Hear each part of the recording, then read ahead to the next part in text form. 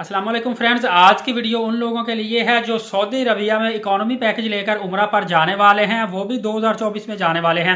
यकीन कीजिए ये वीडियो बहुत ज़्यादा इन्फॉर्मेटिव होने वाली है, बहुत आपको मज़ा आएगा। मैं रिक्वेस्ट करता हूँ आप ये वीडियो मिस मत कीजिएगा ताकि आपको ऐसी ऐसी इसमें मालूमात मिल सके कि आप सोच ही नहीं सकते। तमाम मालूमात, तमाम तफसील इसी वीडियो में आपको बताऊँगा। सबसे पहले आपको बताता चलूँ कि जो लोग शेयरिंग रहायश लेकर जाते हैं उनको ये बताता चलूं कि एक कमरे में 5 लोग, 6 लोग या 7 लोग इतने बेड लगे होते हैं। इसका मतलब होता है कि आपने शेयरिंग रहायश हासिल कर ली है और शेयरिंग रहायश आपको पता है सबसे सस्ती होती है। नेक्स्ट नंबर पर मैं आपको बताता चलूं क्वाड रहायश, मतलब 4 लोग, एक कमरा जिसके अंदर 4 लोग स्टे करते हैं उसको हम क्वाड रहायश बोलते हैं। आपको भी ये चीज़ें पता है, लेकिन आगे चलकर जो मैं बताने वाला हूँ जो वो आपको कम पता होगा। ट्रिपल होता है, एक रूम के अंदर 3 बेड लगे होते हैं और डबल एक के अंदर 2 बेड लगे होते हैं। कॉस्टली होता है ये, लेकिन ज़्यादातर जो मैरिड पर्सन होते हैं वो ये ले लेते हैं रूम। इसके अलावा आपको मैं बताता चलूँ कि फ़र्ज़ करें अभी जो चीज़ मैं बताने लगा हूँ ये मेन चीज़ है। फ़र्ज़ करें आपने बुकिंग करवाई हुई है उम्रा पैकेज की क्वाड की, आप फैमिली मेम्बरान है। ऐसे होता है मोस्टली कि जब रूम अलाट होता है, अगर आपके साथ फैमिली है तो लेडीज़ को अलग कमरे दिए जाते हैं, फीमेल के साथ एडजस्ट कर दिया जाता है, मेल को मेल के साथ एडजस्ट कर दिया जाता है। लेकिन अगर आपके साथ फैमिली है, 4 लोग हैं, तो आपने क्वाड पैकेज लिया हुआ है, आप होटल की रिसेप्शन पे जाएं, वहां पे जाके उनका जो मदीर होता है, मैनेजर, उसको आप बोलें कि हम फैमिली मेम्बरान 4 हैं, मेल फीमेल साथ हैं, तो हमें एक ही रूम अलाट कर दे जिसमें हम चारों रह सके। तो वो आपको एक ही रूम अलाट कर देता है जो कि क्वाड होता है। सम टाइम आप शेयरिंग रहाइश पे भी गए हैं तो फिर भी आपको क्वाड रूम अलाट हो जाता है। अगर आप 3 मेंबरान हैं तो 3 बेड वाला रूम ले लें। इसी तरह अगर आप 5 या 6 मेंबरान हैं आप शेयरिंग वाला रूम मदीर को रिक्वेस्ट करके ले सकते हैं। मैंने ये खुद किया था, मदीना पाक में मैं गया था, वहां पे मेरे साथ फैमिली थी, दूसरे लोग उनको बता नहीं थे रहे, तो वो फीमेल के साथ फीमेल को एडजस्ट कर रहे थे, मेल के साथ मेल को एडजस्ट कर रहे थे। उसका नुकसान ये होता है कि जब आपने सामान लेना होता है, आपको पता है ज़ाहिर है डिफरेंट बैग होते हैं। अगर आपका सामान फीमेल के पास कमरे में चला गया तो बार बार आप उनसे मांगने जाएंगे, अगर उनका आपके पास आ गया तो वो आपके पास आएंगे। तो इसी तरह रिसेप्शनिस्ट को मैंने भी कहा था कि मुझे फीमेल के साथ एडजस्ट कर दे एक रूम में, क्योंकि वहाँ पे काफ़ी रूम होते हैं, 5-6 बेड वाला, 4 बेड वाला, एडजस्ट कर देते हैं। खासकर जब पीक सीजन नहीं होता, कमरे काफ़ी खाली होते हैं, तो वो कंप्रोमाइज़ कर लेते हैं, कोई इतना इशू नहीं होता। जहाँ तक डॉक्यूमेंट की बात है तो आपको सिर्फ स्कैन चाहिए होता है पासपोर्ट की फ्रंट साइड, उसके अलावा आईडी कार्ड और उसके अलावा ब्लू बैकग्राउंड वाली एक अदद पिक्चर। सिर्फ ये स्कैन आपने कॉपीज भेजनी होती है, आपका वीज़ा लगकर आ जाता है। पासपोर्ट जब आपने उम्रा से वापस आना है तब आपकी 7 मंथ की वैलिडिटी होना ज़रूरी है। इस सूरत में आपने जाना है। और आपको बताता चलूँ कि इलेक्ट्रॉनिक पासपोर्ट का इजरा हो चुका है। दुनिया के तकरीबन 100+ ममालिक में ई पासपोर्ट जो है वो काम कर रहा है। इससे आपकी इमिग्रेशन भी आसान होती है, हर जगह आपको मसला पेश नहीं आता। तो जिन्होंने नया पासपोर्ट बनवाना है वो इलेक्ट्रॉनिक पासपोर्ट या ई पासपोर्ट बनवा ले। ई टैग लगा होता है, उसका चिप वाला होता है। जैसे आईडी कार्ड हम बनवाते हैं ना, चिप वाले का ज़्यादा फ़ायदा तो एक सिंपल होता है, वही चीज़ है। अदरवाइज आपके पास अगर रीडेबल पासपोर्ट है तो वो भी इस्तेमाल हो रहा है, उसमें किसी किस्म का इशू नहीं आ रहा। इसी तरह मैं आपको एक और अहम बात बताता चलूँ कि जो मैंने आपको डॉक्यूमेंट बताए हैं, पासपोर्ट और आईडी कार्ड वगैरह पिक्चर, यही आपकी टिकट बुकिंग के लिए भी इस्तेमाल होती है, होटल वाउचर के लिए, ट्रांसपोर्ट और वीज़ा के लिए सेम यही डॉक्यूमेंट इस्तेमाल किए जाते हैं। इसके अलावा कोई डॉक्यूमेंट नहीं होता। एक अहम बात इसमें मैं बताने लगा हूं जो पहले नहीं था किसी को पता, इसीलिए मैंने कहा था कि आप लकी हैं, आप वीडियो देख रहे हैं। वो ये है कि आपने एयरपोर्ट पे हमेशा 4 घंटे पहले पहुंचना है।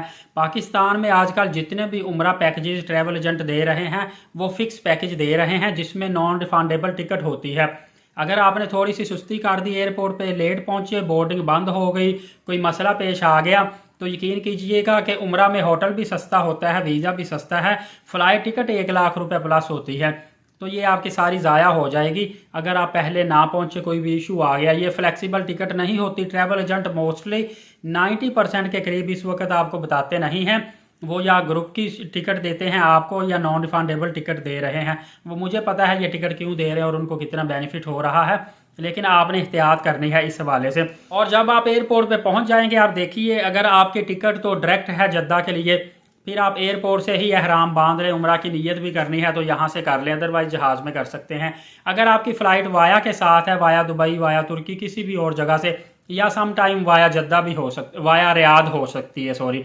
तो फिर आपने नेक्स्ट जो एयरपोर्ट है वहाँ पे जाके हराम बांध लेना है और नीयत कर लेनी है। वो आपको पता है कि आपने फ़्लाइट डायरेक्ट कराई है या 1 स्टॉप के साथ या 2 स्टॉप के साथ करवाई है। जैसे ही आप एयरपोर्ट से बाहर निकलेंगे, आपके उम्रा वीज़ा के ऊपर जिस कंपनी ने, सऊदी कंपनी ने आपको वीज़ा दिया होता है, उसका नाम लिखा होता है, शिरका नेम। आपने उसी कंपनी की बसें बाहर लगी होती है एयरपोर्ट से बाहर, उनके ऊपर बड़ा बड़ा नाम भी कंपनी का लिखा होता है, शिरके का। आपने उसी बस में बैठना है। लेकिन याद रखिएगा कि जब तक सारे हाजी आ नहीं जाते बसें नहीं चलती। बाद लोग बस में शोर मचाना शुरू कर देते हैं कि हम थके हुए हैं या हमने हराम बांधा है, दम ना पड़ जाए, जल्दी से हमें मक्का पाक लेकर जाएं। सब्र तो अमल का मुजाहरा किया करें, क्योंकि जब तक बस सारी बढ़ती नहीं है, बस नहीं चलाते। 1-1.5 घंटा तो मैं भी बस में बैठा रहा था जब तक सवारियाँ फिल नहीं हुई, बस वहाँ से नहीं चली थी। और इसके अलावा जब मक्का से मदीना पाक भी जाते हैं, बसें कभी एक होटल में रुकी, फिर अगले होटल में रुकी, फिर अगले होटल में रुकी, कोई घंटे 1.5 घंटे में बस अभी एक गली से लेकर दूसरे बाजार तक ही आई होती है, बंदा परेशान हो जाता है। तो ये सफ़र है, इसमें उनकी पॉलिसी जो होती है, सिस्टम होता है, वो कोई 10-12 लोगों को लेकर तो मदीना पाक में नहीं ना जाएगी, 6-7 घंटे का सफ़र होता है। उन्होंने अपनी बस भरनी होती है और अपनी कंपनी के जितने भी वीज़ा होल्डर हैं उनको लेकर जाना होता है। बाकी आपने कोशिश लाजमी करनी है कि आपने जितने भी ये ई वॉचर होते हैं, होटल का, ट्रांसपोर्ट का, टिकट का, वीज़े का, इसकी आपने कोई 5-5, 6-6 हार्ड कॉपीज़ भी करवा लेनी है और मोबाइल में तस्वीरें भी रखनी है। होटल वॉचर, ट्रांसपोर्ट वॉचर की बार बार ज़रूरत पड़ती है, आपको देना पड़ता है, तो आप कोशिश करें कि इसकी आप कॉपीज़ अपने पास रख लें। पोलियो वैक्सीनेशन सर्टिफिकेट भी ज़रूरी है, वो कम से कम 1 साल हो, 1 साल से पुराना आपका सर्टिफिकेट नहीं चलेगा। 1 ईयर वैलिड होता है पोलियो वैक्सीनेशन सर्टिफिकेट, उसके ऊपर डेट ऑफ एक्सपायरी या डेट ऑफ इशुएंस लिखी होती है। कोविड वैक्सीनेशन सर्टिफिकेट भी होना ज़रूरी है, वो 6 मंथ वैलिड आपके पास होना चाहिए। 6 माह से पुराना कोविड वैक्सीनेशन जो सर्टिफिकेट है वो आपका नहीं चलेगा। बाकी आप ज़ियारत चाहते हैं तो आप पैकेज में बुक करवा लें। मैं तो कहूँगा कि आप पैकेज में ज़ियारत बुक ना करवाएं। जब आप मक्का और मदीना पाक में जाएंगे, वहाँ पे जगह जगह स्टिकर लगे होते हैं, ऊपर नंबर लिखा होता है। इवन के डेली वहाँ से गाड़ियाँ जाती है, 15 रियाल 20 रियाल लेती हैं, ज़ियारत करवाती हैं। एक दफ़ा आपने ज़ियारत कर ली तो आप कहेंगे ये तो मुश्किल ही नहीं है, आप रोज़ाना भी जा सकते हैं, कोई इशू नहीं। पैकेज में आपको ज़ियारत लेने की बिल्कुल भी ज़रूरत नहीं है। इसी तरह आपको बताता चलूँ कि जब भी आपका उम्रा वीज़ा लगना है, उम्रा वीज़ा लगते ही सबसे पहला काम जो आपने करना है, नुसुक एप्लीकेशन डाउनलोड करके मदीना पाक में जो आपने अपने पैकेज के हवाले से दिन डेट तय की हुई है, उसी हिसाब से आपने स्लॉट सेलेक्ट कर लेनी है और आपने रियाजुल जन्ना के लिए परमिट हासिल करके मोबाइल में डाउनलोड कर लेना है या हार्ड कॉपी पास रख लें। जब भी आपने रियाजुल जन्ना जाना है वो आप दिखाएंगे उसका जो बारकोड है, तो फिर आपको रियाजुल जन्ना में एंट्री मिलेगी। ये चंद अहम चीज़ें थी जिनका आपको बताना ज़रूरी था ताकि आपके लिए उम्रा आसान हो। यकीनन आपको अच्छी लगी होंगी, दूसरों तक शेयर कर दीजिएगा सवाब के लिए। लाइक वीडियो को कर दीजिएगा और नए आने वाले एलीट साकिब यूट्यूब चैनल को सब्सक्राइब कर लें ताकि तमाम तर लेटेस्ट मालूमात सबसे पहले आप तक पहुंचती रहें। दुआओं में भाई को याद रखिएगा। अल्लाह ताला आपको बार बार उम्रा और हज की सादत नसीब फरमाए। इजाज़त दीजिए, बहुत शुक्रिया, अल्लाह हाफिज़।